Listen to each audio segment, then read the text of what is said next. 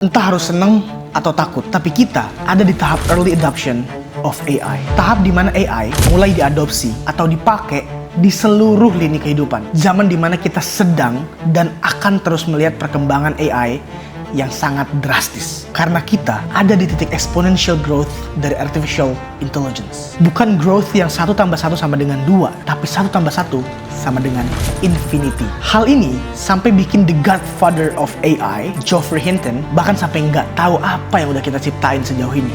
I think we're moving into a period when, for the first time ever, we may have things more intelligent than us. And so human beings will be the second most intelligent beings on the planet. Yeah. Video ini dibuat sekitar 1 tahun yang lalu. Dan sekarang, AI udah bisa create film yang ngebuat filmmaker pemula mau berhenti jadi filmmaker aja. Selamat malam, para penyintas AI. You good, you good, you good? Gue yakin 100% orang di sini nggak mau jadi orang yang bakal kalah sama AI. Karena part paling menyedihkannya, lo tuh bukan kalah sama AI, tapi kalah sama orang yang menggunakan AI. Temen kerja lo yang sekarang baik banget sama lo, siapa yang tahu justru dia orang yang bakal nyingkirin lo dari posisi pekerjaan lo suatu saat nanti. Gue kasih sebuah common sense yang paling sederhana. Bayangin lo adalah seorang pengusaha dan lo punya 2 orang karyawan. Sebut aja Bejo sama Budi. Si Bejo ini kerjanya bagus, oke? Tapi si Budi selain bagus, dia bisa kerjain lebih cepat karena dia ngerti AI. Dia juga bisa ngasilin output yang lebih bagus. Di kondisi perusahaan yang mengharuskan lo untuk bergerak cepat, lebih menghasilkan dan bersaing dengan kompetitor, lo akan lebih peduli sama siapa? Exactly. Yanto. So ya, di sini gue pengen coba bahas 3 cara yang untuk ngebuat lo tuh menjadi orang yang bisa bersaing di 5 tahun ke depan. Karena 5 tahun ke depan ini gonna be a very tough year atau bahkan setelahnya, karena lo akan bersaing banyak dengan AI. Ya, sesimpel ChatGPT deh. ChatGPT aja semua orang sekarang udah pakai kan. Setahun lalu ChatGPT itu masih dipakai sama beberapa orang aja. Tapi sekarang dengan perkembangan AI yang sangat cepat, ChatGPT dipakai sama semua orang, bro. Nah, gimana sih biar lo ini sama-sama pakai ChatGPT atau sama-sama pakai AI yang lain, tapi lo bisa perform, tapi lo bisa menonjol, tapi lo bisa menjadi purple cow. Nomor 3, ini yang paling penting banget dan orang sering hindarin.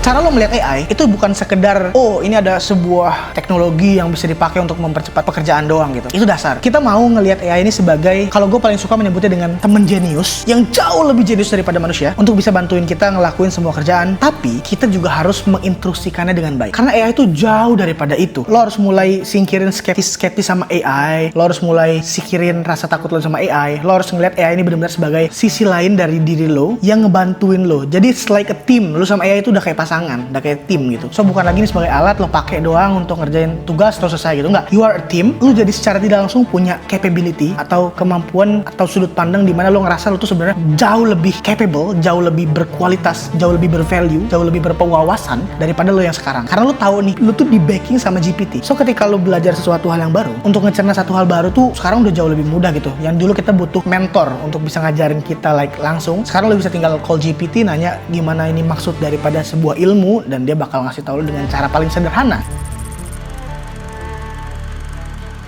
Di kelas online gua tuh selalu bilang kalau misalnya AI itu harus kita prompting atau harus kita ajak ngobrol, itu sama halnya kayak lu ngomong dengan orang jenius banget, tapi dia nggak tahu konteks atau kondisi lu. Misalnya gini, lu punya patah tulang di tangan kanan, dan lu mau berusaha untuk menguatkan otot lu, sehingga otot lu bisa menopang tulang lu yang patah. Ketika lu nanya sama temen lu yang sedikit ngerti tentang otot, dia akan bilang, oh kayaknya lu bagusan nge-gym aja, tapi jangan intens-intens ya, lu harus pelan-pelan aja mulai dari kecil, karena otot lu harus dilatih pelan-pelan untuk ngebantu tulang lu yang patah. Karena kalau langsung angkat berat, itu bisa mempengaruhi tulang lo yang udah patah. Tapi kalau lo dengan prompt yang sangat sederhana atau prompt yang tidak lengkap, GPT juga akan ngasih jawaban yang paling buruk. Misalnya lo nanya ke dia, hey kira-kira nge-gym bagus nggak ya buat gua? Dan tolong dong buatkan program gym yang terbaik. Dan kemungkinan besar, program yang dia buatkan itu tanpa mempertimbangkan kondisi lo saat ini. Which is apa? Tangan lo lagi patah.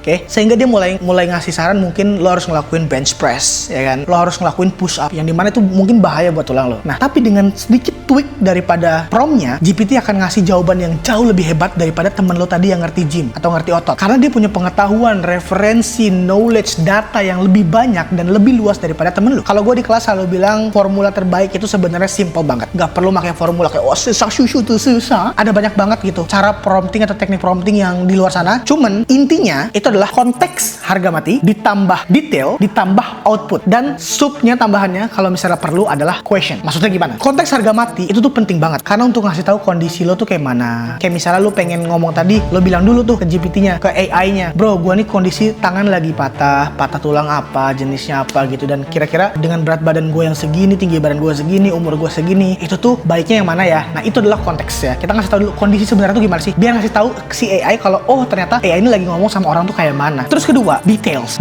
ini itu lo jelasin everything yang lo tahu, yang lo belum tahu, dan yang lo skeptis atau yang lo pertanyakan daripada yang mau lo tanyakan. Misal lo tadi nanya soal cara ngelatih otot, workout, ya kan? Lo detailin apa sih stigma-stigma yang udah pernah lo denger. Emang bener ya kalau misalnya ternyata patah tulang tuh nggak boleh sama sekali nyentuh gym gitu. Terus gue pernah denger juga kalau misalnya gini. Lo kasih tahu juga di sudut pandang lainnya, kayak misalnya lo cuma punya waktu 3 hari dalam seminggu untuk ke gym dan itu cuma 2 jam gitu. Terus yang ketiga adalah outputs, ya kan? Lo kasih tahu nih, lo pengen dijawabnya sama dia, itu tuh outputnya kayak mana sih gitu. Apa kalau pengen dibuatin dalam bentuk table, apa kalau pengen dia ngejawab dalam bentuk gambaran atau bullet point atau gimana pun, itu terserah. So dengan 3 struktur sederhana ini aja, lo udah ngebuat AI lo tuh ngejawab dengan yang tadinya sangat sederhana atau mungkin bisa jadi miss, sekarang jadi jawaban yang super tepat. Di akhirnya untuk bisa makin tepat lagi, ini opsional aja. Kalau prompt lo udah detail, sebenarnya ini nggak perlu. Tapi kalau lo ragu dan butuh ketepatan yang maksimal, lo bisa tambahin. Sebelum jawab, tolong dong tanyain gue beberapa pertanyaan agar lo bisa menjawab pertanyaan gue dengan lebih tepat. So dari sanalah dia akan ngasih pertanyaan dan lo tinggal jawabin, and that's it. Jawaban dari ChatGPT akan insanely good. Research dan iterasi ini yang paling penting. Lu jangan males untuk nge-followin orang-orang yang nge-share tentang AI. Lu jangan males juga nge-followin news baru yang ngasih tahu tools AI gitu. Karena selalu ada spot-spot di mana sebenarnya tuh kerjaan kita bisa diotomasi atau kerjaan kita tuh bisa di speed up pakai AI. Tapi karena kayak kita ngerasa GPT cukup, bro. GPT tuh partner, bagian planning, bagian brainstorming, dan untuk eksekusinya lo butuh tools AI lain. You name it lah. Kalau di kelas online gua aja itu ada 75+ AI yang udah gua share untuk video production.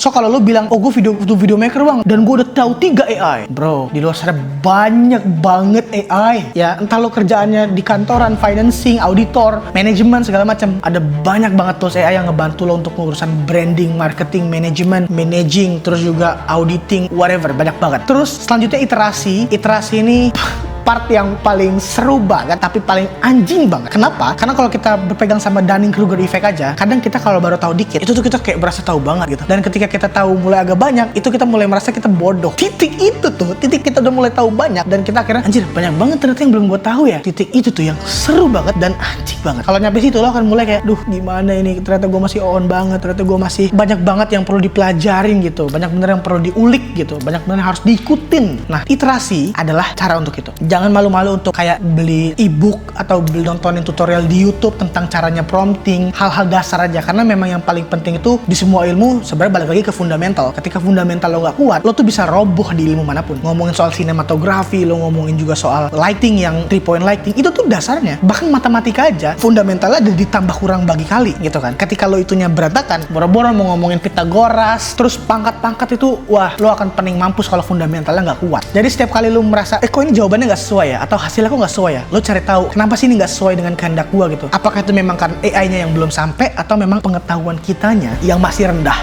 So, gua harap semua yang nonton video ini, kita sama-sama bukan jadi orang yang kalah sama AI, tapi kita adalah orang yang make AI dan memimpin industri selama 10 tahun, 15 tahun ke depan. Karena bakal banyak banget opportunity, banyak banget peluang income yang bakal kebuka nantinya. Gua Fikri Fox, thank you so much kalau lo pengen join kelas online yang ngebahas semua AI tentang video production, entah itu buat konten, filmmaking, video short, musik video, advertisement, segala, wah itu banyak banget. Silahkan aja, link ada di bawah. See you again.